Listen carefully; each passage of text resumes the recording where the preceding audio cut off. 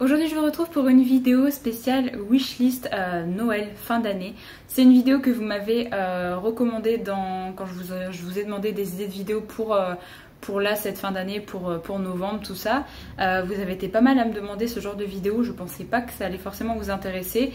Donc je me suis dit que j'allais faire ça quand même assez tôt par rapport à Noël, puisqu'il y a une autre vidéo par rapport à Noël qui va arriver fin novembre, début décembre, je ne sais pas encore la date, où là je vais vous présenter des sorties de cette année, un petit peu en format collector, en format intégral, qui pourraient être des idées assez sympathiques à offrir pour la fête de fin d'année. Mais dans cette vidéo, c'est pas forcément des choses que moi j'ai envie de m'acheter. J'ai fait un choix assez large. Il y a des choses que moi personnellement je n'achèterai pas du tout parce que c'est pas des choses qui me plaisent. Donc c'est pour ça aussi que vous avez été pas mal à me demander quelle est ma wishlist un petit peu de fin d'année. Alors j'ai mis une dizaine de titres. Personnellement c'est plus... c'est clair que si ma famille me demande des idées, s'ils veulent m'acheter un bouquin, je vais pas forcément leur donner le lien de ma wishlist, surtout sur Amazon parce que c'est plus pratique. J'ai commencé à mettre des romans dans ma wishlist Amazon. Elle fait 3 km de long, donc je pense qu'ils vont se perdre parmi tous les titres présents dans ma wishlist. Donc forcément, quand ils me demandent des idées cadeaux ou quoi que ce soit, je fais un petit tri et j'essaye de sortir ceux qui me font le plus envie là en ce moment. D'ailleurs, vous me l'aviez demandé, donc j'ai également ma wishlist qui est en barre d'infos si jamais vous souhaitez trouver des idées pour les fêtes de fin d'année.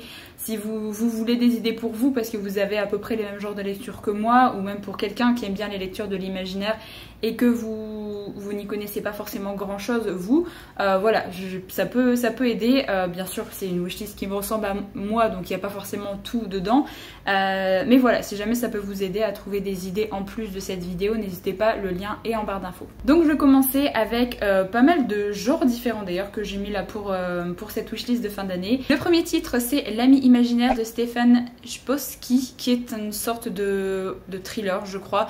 J'ai vu beaucoup passer ce titre, c'est un thriller fantastique il me semble, il me tente énormément, c'est un énorme bébé et c'est pour ça aussi que j'ai pas forcément envie d'attendre la sortie poche, parce que je sais que le format poche va être un petit peu indigeste, donc voilà, je me suis dit que ce serait plutôt pas mal de l'avoir en grand format, donc j'ai mis celui-là. En deuxième j'ai mis la 4e intégrale du Trône de Fer, donc de George R.R. Martin, puisque j'avance, je suis quasiment à la fin de la 3e intégrale, donc j'essaye d'avoir toujours un tome d'avance, comme ça j'avance petit à petit et j'aimerais bien terminer les 2 autres intégrales l'année prochaine pour être à jour en attendant la sortie du dernier roman qui j'espère arrivera quand même l'année prochaine peut-être.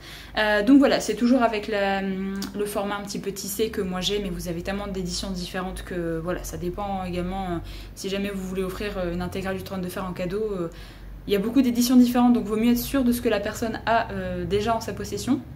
Le 3e titre, c'est un comics, il s'agit de Arline. Alors je ne sais plus le nom des auteurs et des dessinateurs, donc je vous mets la photo juste ici.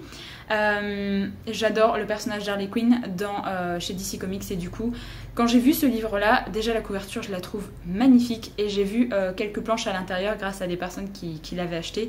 Et j'avoue que ça me tente beaucoup, il me semble que c'est un one-shot également.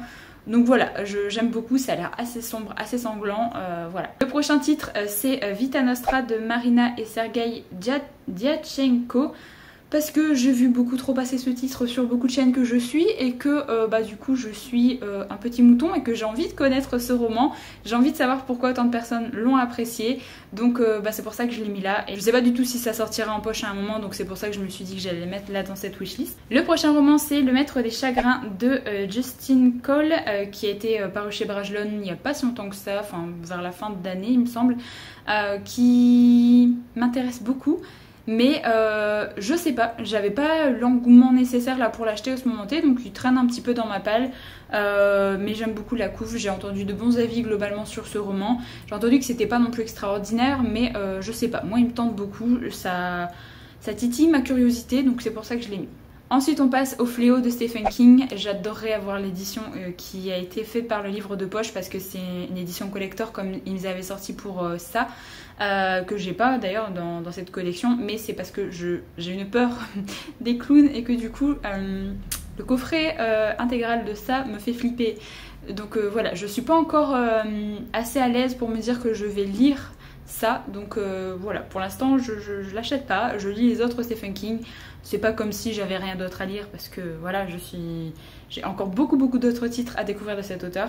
Mais c'est vrai que Le Fléau, j'adore le coffret qu'ils ont fait, j'adore la couleur verte et du coup ça ressort vraiment très bien sur le coffret, donc voilà. Un autre titre, c'est King of Scars de Leigh Bardugo. C'est le seul roman de cet auteur que j'ai pas encore en ma possession, que j'ai pas encore lu. Il me semble que j'ai lu tout ce qui a été traduit en français au moins.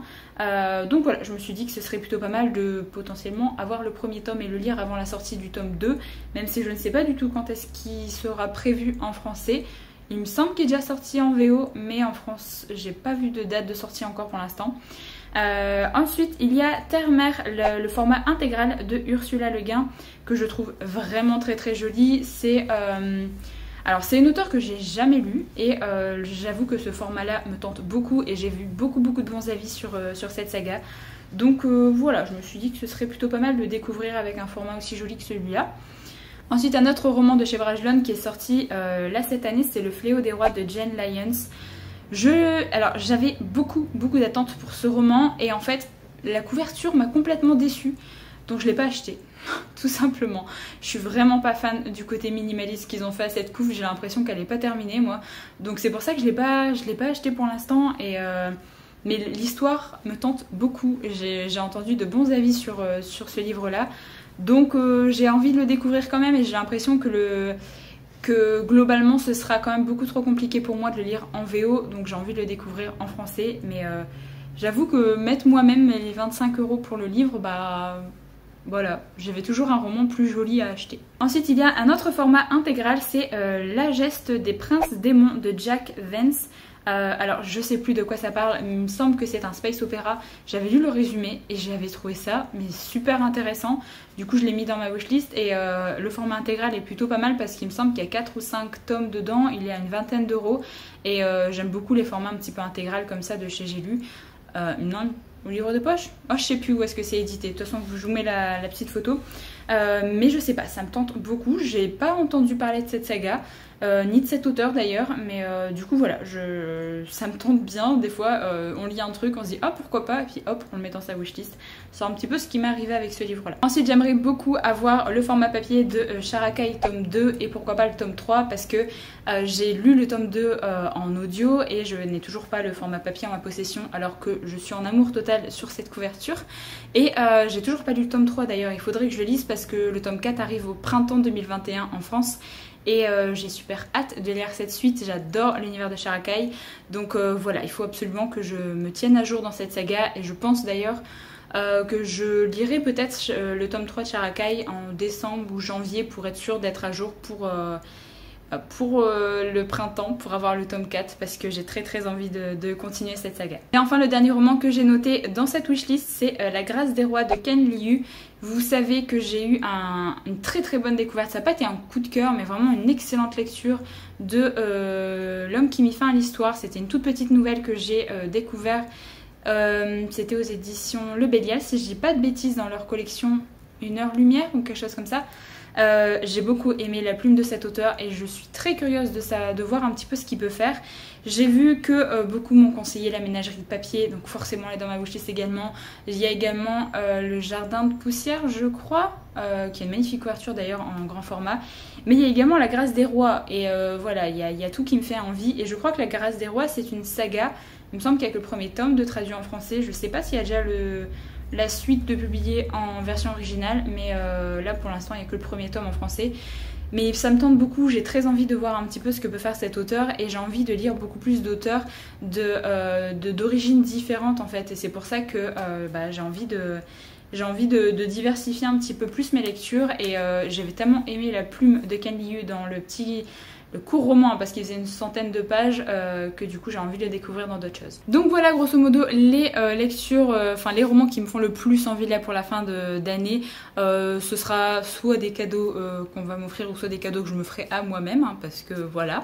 Mais voilà, c'est principalement les livres qui me font le plus envie. Peut-être que j'en achèterai un peut-être avant Noël ou je ne sais pas, on verra bien. Mais c'est vrai que les romans qui me tentent énormément. Après c'est clair que toute ma wishlist au final me fait envie, je pense comme à peu près tout le monde, mais voilà, c'est vraiment ceux qui sont un petit peu au top de mes priorités pour niveau achat.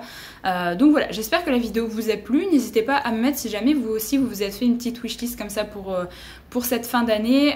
Est-ce que vous demandez des romans pour Noël? Je pense que la plupart, je pense connaître votre réponse quand même, parce que si vous êtes là, c'est que vous avez une passion pour la lecture. Donc je pense connaître quand même votre réponse. N'hésitez pas à mettre un petit peu ce que vous demanderiez plutôt à vos proches, ou que quelque chose que vous comptez vous acheter pour les fêtes de fin d'année. Je suis très curieuse de savoir ça. Du coup, j'en ai terminé avec la vidéo. J'espère qu'elle vous a plu. Je vous retrouve très bientôt pour une prochaine. Donc en attendant, prenez soin de vous.